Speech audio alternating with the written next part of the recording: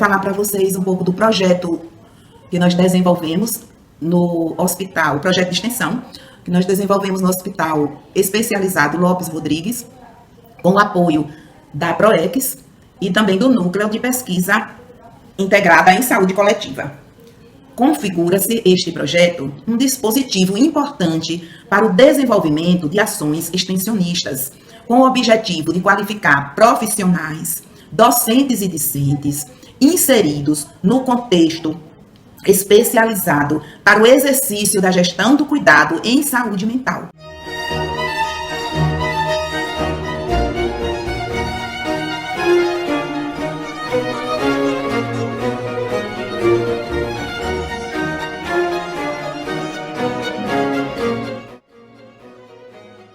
O Hospital Especializado Lopes Rodrigues é uma instituição pública estadual de atendimento gratuito fundada em 1962. Foi a primeira instituição de atenção à saúde mental em Feira de Santana. Recebeu o nome de Hospital Colônia Lopes Rodrigues e já abrigou cerca de 800 pacientes simultaneamente em um contexto de institucionalização, numa época em que pessoas em sofrimento mental eram marginalizadas e excluídas do convívio social. Acompanhando as tendências da Política Nacional de Humanização, em 2005 foi iniciado no Hospital Especializado Lopes Rodrigues o processo de desinstitucionalização. No Brasil, nós adotamos a perspectiva da psiquiatria democrática italiana, que entende a desinstitucionalização como uma desconstrução das práticas psiquiátricas, dos saberes psis em geral, né, da psiquiatria, da psicologia, da psicanálise, e que são saberes que sustentavam a loucura reduzida apenas ao signo da doença.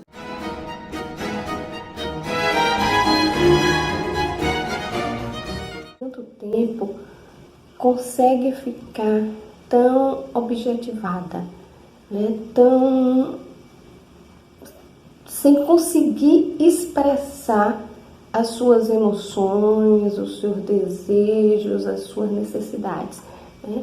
E aí a gente pode pensar efetivamente o que é uma instituição total, o que é uma instituição que priva o sujeito de sua liberdade, consegue fazer de nocivo para esse sujeito. Para o resgate das memórias, é preciso olhar para as pessoas, porque a história institucional é uma construção marcada pelos sujeitos que dela fazem parte. Assim, podemos entender como acontece o processo de desinstitucionalização no Hospital Especializado Lopes Rodrigues. Falar de desinste no Hospital Especializado Lopes Rodrigues é um forte na minha gestão, certo? É, como o pessoal diz aqui, a menina dos olhos da diretora, desde quando eu cheguei aqui. O porquê? Porque no início, tem 7 anos que eu assumi a gestão dessa unidade, foi em julho de 2013, na primeira visita aos moradores, à área física, aos equipamentos que existiam, na visita técnica que é instituída aqui na unidade, neste mesmo dia eu tomei para mim o compromisso de assumir, de focar a gestão em cima da desinstitucionalização. A partir daí, nós efetivamos uma comissão que já existia, qualificamos essa comissão, e essa comissão de trabalhadores daqui do hospital passou a executar, a trabalhar exclusivamente no processo de desiste.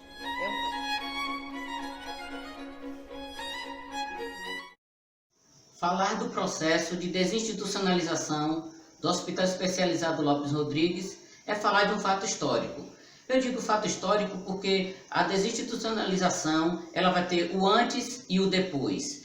Antes, o hospital era composto de 5 células, que eram pavilhões semicirculares, onde habitavam 500 pacientes. Cada célula dessa havia 100 pacientes, 2 células masculinas e 3 femininas, totalizando um quantitativo de 500 pacientes, 200 homens e 300 mulheres, composto também pela emergência, que sempre foi e é a porta de entrada do hospital, seguido do pavilhão masculino, que é chamado de Adelaido Ribeiro, e o pavilhão feminino, que é o pavilhão Carlos Alberto Khrushchevsky, né? Cada pavilhão desse habitava 100 pacientes em cada, totalizando aí 200 pacientes. Hoje, os pavilhões Adelaido Ribeiro masculino e o CAC feminino pega apenas 16 pacientes. Olha a diferença do antes da Desinst e do depois, que antes eram 100 pacientes, hoje só são 16, com a permanência curta, e não se interna mais pacientes para o período de longa permanência.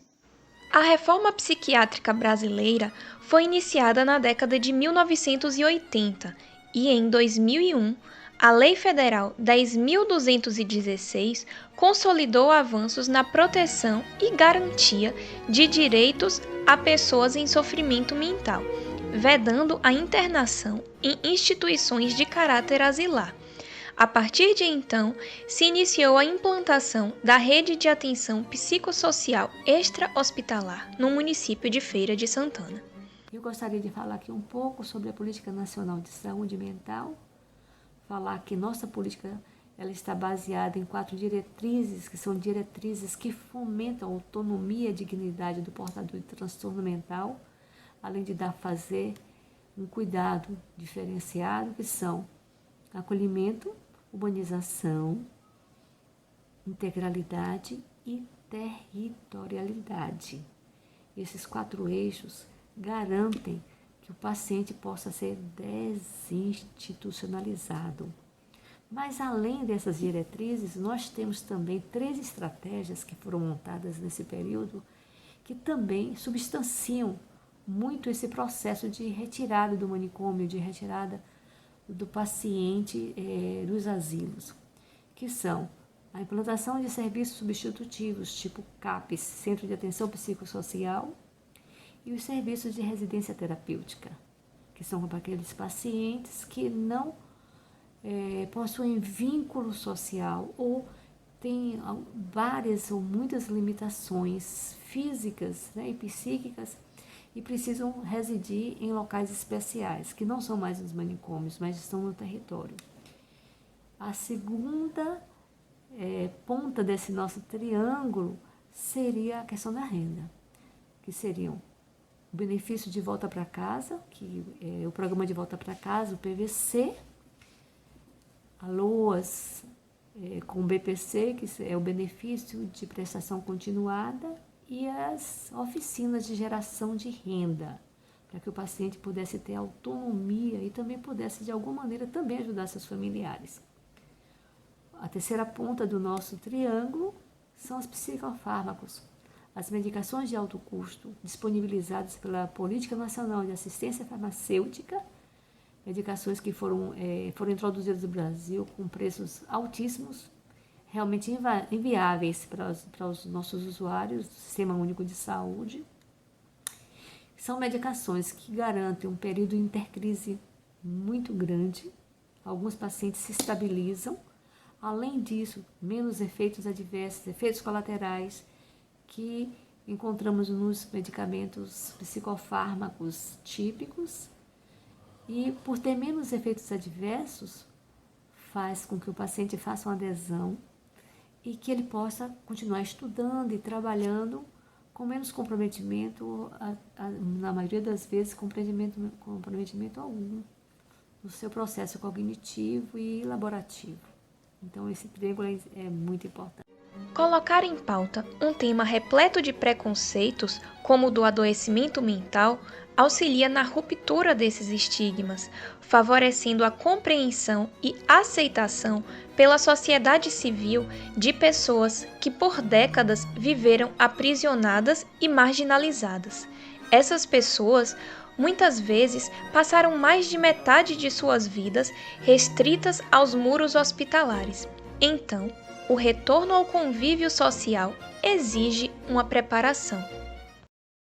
Nós escrevemos um plano de intensificação de cuidados para cada morador. Sempre que possível e sendo necessário, o paciente ele é transferido das unidades maiores para as 2 casas, chamadas de lares abrigados. Local este que permite uma experiência um pouco mais próxima daquela de uma casa na cidade.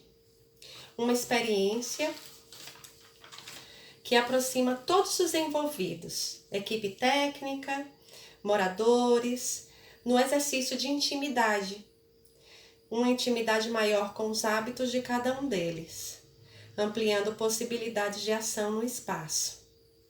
São casas de transição.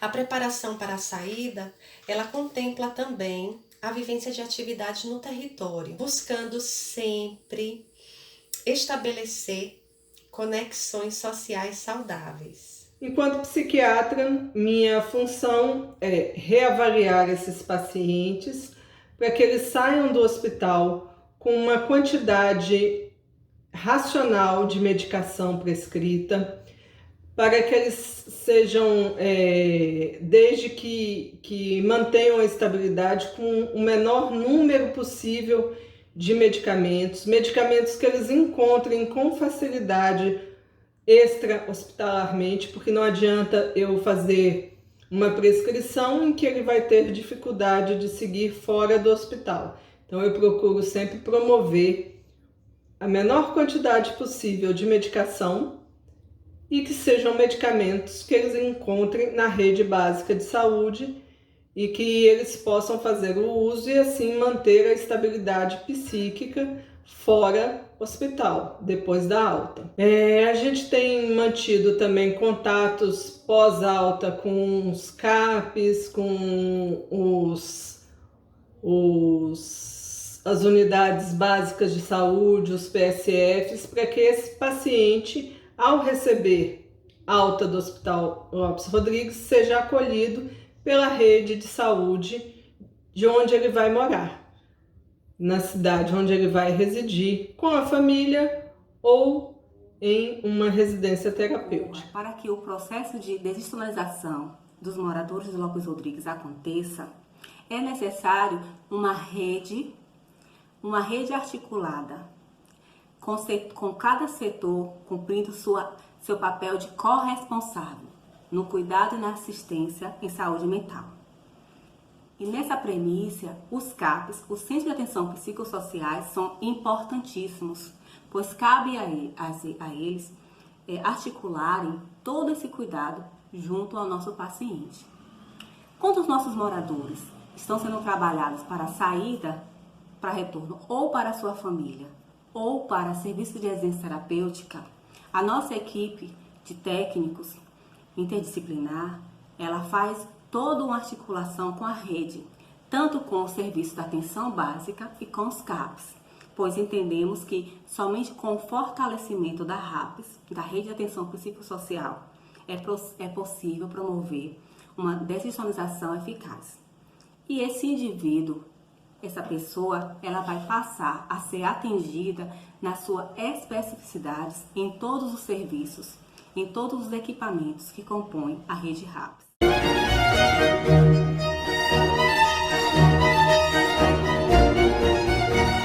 O BPC é um benefício concedido pelo governo federal às pessoas com deficiência e idosos ou em ambas condições concomitante. Esse benefício é no valor de um salário mínimo, né? Ele sempre é atualizado. E para aqueles moradores do Lopes, nós pleiteamos esse benefício para os que estão na iminência de sair, ou seja, de serem desinstitucionalizados, né, de ter sua alta efetivada. Outro benefício é o PVC, que é o Programa de Volta para Casa. É um benefício indenizatório do governo federal, diferente do BPC, né? O BPC ele é vitalício, o PVC. Esses usuários recebem pelo prazo de 1 ano, sendo prorrogado por mais 1 ano, podendo ser prorrogado, né? por mais um ano. E o PVC, ele é intermediado, na verdade, nós intermediamos, né, junto ao município, aos profissionais dos CAPs que fazem essa solicitação, esse pleito junto ao governo federal, certo? Quem tem direito a esse programa de volta para casa? Todos aqueles que permanecem no hospital na condição de morador, né, em internação ininterrupta de 2 anos ou mais, e que tem a sua desinstitucionalização efetivada. Então, por isso que o município é quem faz essa solicitação.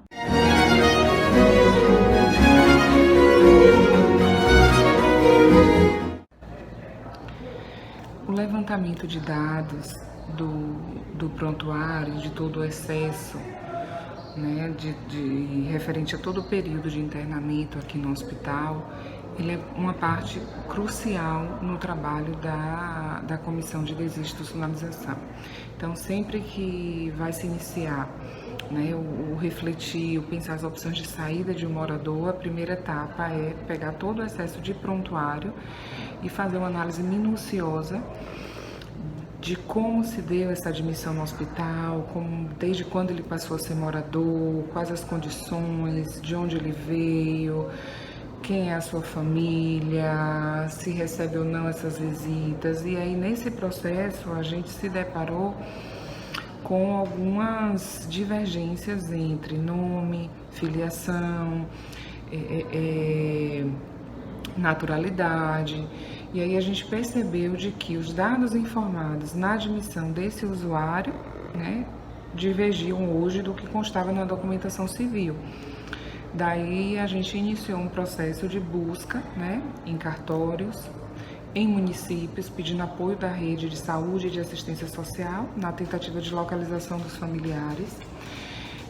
Com muitos usuários nós tivemos êxitos. A gente conseguiu que o cartório ou que o próprio município localizasse os familiares. Isso possibilitou com que a gente fizesse uma reaproximação, em muitos casos, desse usuário com a sua família. E quando isso não era possível, a gente conseguia também a retificação da documentação. Ou seja, ele deixou de ser uma pessoa munícipe de Feira de Santana, sem genitor, né, nome divergente do que foi dado pela sua família, e voltou a ser, né, aquela pessoa natural do interior, que tem pai, que tem mãe, né, que tem suas origens, que tem suas raízes. Isso é de uma relevância indescritível, porque ele passa a ser dono da sua própria vida, da sua identidade. Isso é importante demais. Eu me recordo que a gente teve um morador aqui que ele chegava: Dona Débora, deixa eu ver minha identidade. Aí quando eu mostrava: não, esse documento é falso, não, meu nome não é esse, meu nome é tal, eu não nasci aqui em Feira. Eu nasci em Minas Gerais, na divisa entre Rubim e Almenara. E isso marca a vida, né, desse sujeito, porque o hospital ele impede a vivência, né, social. O usuário ele é impedido dessa convivência, mas ele é impedido até de ter a própria identidade. Então, possibilitar a esse usuário o resgate da sua história, né, o resgate da sua identidade, foi um trabalho de valor indescritível. Quando a gente pensa na desinstitucionalização, ela está para além da queda dos muros de um hospital psiquiátrico. A desinstitucionalização não tem a ver só com esse desmonte de um hospital psiquiátrico, não tem a ver só com a criação de uma rede substitutiva, mas tem a ver com essa invenção de novas realidades, uma invenção da saúde. Quando a gente fala de desinstitucionalização, a gente está falando de retorno ao convívio social. E na nossa prática, a gente não pensa nesse retorno como uma tolerância à loucura, ou que a gente tem uma aceitação, e muito menos que a gente vai pensar na cura de alguém para que essa pessoa possa voltar ao convívio social. Não é de tolerância, não é de permissão que a gente está falando, mas a gente está falando de um outro lugar para a loucura no meio social. Nós estamos falando de buscar forças vivas nesse território para que a loucura possa circular no nosso meio com a sua singularidade. Quando a gente fala de retorno ao território, a gente precisa estar calcado nessa ideia de invenção da realidade. A gente precisa estar calcado na ideia de que é possível buscar forças vivas dentro desse território, é possível buscar o saber do usuário, o protagonismo desse usuário, o que ele quer para ele, o que ele pensa enquanto possibilidade de vida para ele, e pensar nessa construção, né? É preciso buscar o saber da família, incorporar esses saberes às nossas práticas, para que a gente possa produzir afeto, produzir desejo, produzir vida dentro de um território, para que não se crie um grande deserto também, como é um hospital psiquiátrico. A ideia da desinstitucionalização não é que essas pessoas saiam de um hospital psiquiátrico e simplesmente tenham um lugar para morar fora dessa instituição, mas que esse outro lugar também não seja institucionalizante também. Pelo contrário, que seja um lugar de produção de vida, de desinstitucionalização. O que a Comissão de Desinstitucionalização faz hoje é pensar na saída desses usuários do hospital dentro dessa perspectiva. Nós fazemos uma parte, o processo de desinstitucionalização ele ocorre fora da instituição. Então, o que nós fazemos é uma deshospitalização, mas uma deshospitalização calcada na perspectiva da reabilitação psicossocial, da desinstitucionalização, onde a gente usa os espaços públicos como meio de uma forma terapêutica de cuidado para essas pessoas. Eu acho que a desinstitucionalização tem a ver com isso, sobre esse questionamento do que é saúde, sobre a invenção de uma nova saúde, de novas realidades e novas possibilidades para as pessoas que passaram tantos anos de suas vidas encarceradas. Porque a gente vê o quanto é importante e quanto é necessário que esses pacientes recebam essa chance de estarem fora do hospital, uma vez que eles estão compensados há muitos anos, a maioria deles, e que tem ampla e total capacidade de viver no seio de suas famílias, no ambiente social, respeitando sempre a sua diferença. Por muito tempo se quis que só o dito normal fosse aceito socialmente, fosse aceito na família. Mas não, a gente tem muitos normais e todos eles merecem qualidade de vida. E qualidade de vida é fora de hospital. O hospital pode ser muito útil num caso agudo, numa urgência, mas ninguém deve morar em hospital. Hospital é para quando necessário, o paciente ser atendido, melhorado e liberado, jamais para morar. E é um trabalho, assim, muitas vezes difícil, porque as pessoas têm esse estranhamento com o paciente psiquiátrico. A sociedade tem muita dificuldade ainda, tem muito preconceito ainda com esses pacientes, mas cabe a nós que vivenciamos esse dia a dia desmistificar essa visão de que a pessoa com doença mental, com transtorno mental, é perigosa, é violenta ou é incapaz de viver na família ou na sociedade. Não, todos eles são cidadãos e merecem viver como tal. Merecem que a sua cidadania, a sua individualidade seja respeitada. E é isso que nesses anos que eu acompanho a Desinste, a gente tem promovido. O aspecto do que o paciente é um cidadão e com todos os direitos de um cidadão. Atualmente eu consigo acompanhar uma casa de pacientes egressos do Lopes, que no caso na cidade de Coração de Maria, e a gente percebe a mudança de vida deles. Para mim é uma satisfação muito grande de ver. É um desejo meu, de fato, de que todos saiam, de que todos tenham uma possibilidade de uma vida melhor, uma possibilidade de autonomia, de escolha. Enfim, nós não sabíamos que ia dar certo. Eu abracei a causa da vigilância em cima dessa questão de residência terapêutica, de transferência para a família, de tirar os moradores daqui. E o nosso trabalho não para só nessa questão de fazer transferência de moradores. Existe um acompanhamento pós-transferência, pós-alta, porque eles deixam de ser pacientes e passam a ser cidadãos dos municípios onde eles vão morar. Mas a equipe continua com um monitoramento nas residências terapêuticas, naqueles que vão para a família, independente deles sair da unidade e deixar de ser paciente. Então é um trabalho que não acaba só com a ida desses moradores para lá. Então isso é o que me encanta, isso é que me faz realmente todos os dias me alegrar e saber que eu vou chegar, e eu espero chegar, com a graça de Deus, aqui no Hospital Especializado Lopes Rodrigues, a vaga zero. Está próximo da gente desinstitucionalizar todos os moradores que aqui estão nessa unidade. Assim eu espero.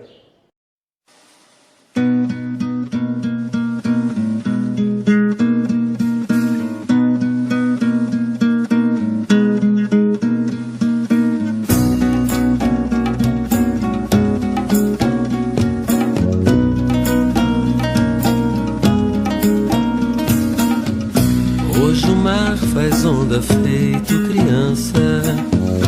No balanço calmo a gente descansa. Nessas horas dorme longe a lembrança de ser feliz.